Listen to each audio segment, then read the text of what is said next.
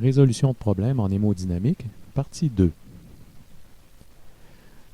Donc, dans la première capsule, on a parlé principalement du débit cardiaque qui influence la pression. Cette deuxième capsule va porter sur la résistance. On se souvient que la résistance, c'est ce qui s'oppose à l'écoulement du sang. Plus la résistance est grande, plus la pression augmente. 3 paramètres pourront influencer la résistance. Le premier, c'est le diamètre des vaisseaux sanguins.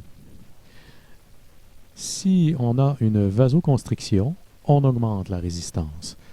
Donc, la vasoconstriction, c'est le rétrécissement du diamètre d'un vaisseau sanguin. Au niveau des vaisseaux périphériques, donc on parle par exemple des vaisseaux sanguins de la peau, de l'appareil digestif, etc., le système nerveux sympathique et les hormones adrénaline et noradrénaline vont provoquer une vasoconstriction, notamment via les récepteurs alpha. Si on a une vasodilatation, on diminue la résistance, on facilite l'écoulement du sang. La vasodilatation, pour les vaisseaux sanguins du cœur, du cerveau et des muscles squelettiques, va aussi être menée par le sympathique et l'adrénaline et noradrénaline, mais cette fois via les récepteurs bêta. Cette distinction entre les récepteurs alpha et bêta vous sera expliquée à l'intérieur du cours. L'arrêt de la stimulation du sympathique va avoir un effet contraire. Donc, par exemple, si on avait une vasoconstriction provoquée par le sympathique, lorsque le sympathique cesse sa stimulation, on a une vasodilatation pour les vaisseaux périphériques. Il est à noter que d'autres hormones peuvent également mener à la vasoconstriction ou la vasodilatation de vaisseaux sanguins.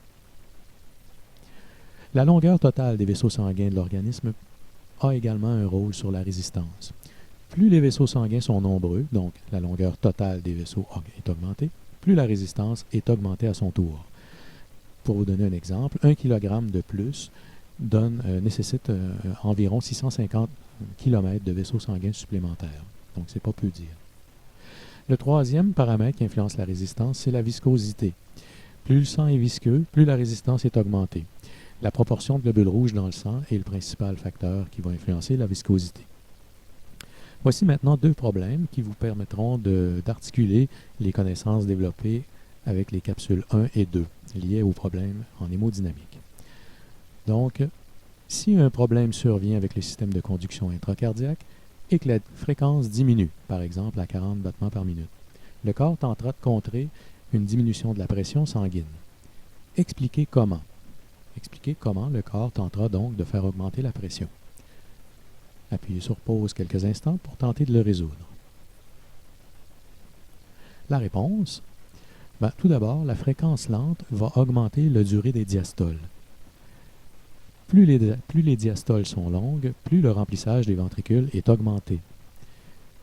Cela va faciliter ou augmenter la précharge, et si la précharge augmente, on a vu que la contractilité augmente aussi. La contractilité augmente le volume systolique. Les vaisseaux sanguins périphériques subiront une vasoconstriction sous l'effet du sympathique, par exemple, ce qui va augmenter la résistance. L'augmentation du volume systolique et de la résistance va favoriser une augmentation de la pression. Problème numéro 4. Un patient subit un infarctus du myocarde au ventricule gauche. Sa fréquence cardiaque augmente en flèche et son teint devient pâle. En faisant référence à la formule, expliquez dans quel but ces changements de fréquence et de teint se font. Dans une question comme celle-là, si on vous dit de faire référence à la formule, il faudra l'inscrire, cette fameuse formule. Appuyez sur pause pour prendre le temps d'y répondre. La réponse. La formule, on la récapitule, pression égale débit fois résistance. L'infarctus mène à la mort de cellules, ce qui va automatiquement mener à la diminution de la contractilité. La diminution de la contractilité fait diminuer le volume systolique. Pour maintenir un débit cardiaque le plus stable possible, la fréquence va augmenter. Et une vasoconstriction périphérique va prendre place dans le but d'augmenter la résistance et de maintenir la pression stable, ce qui va expliquer le teint pâle.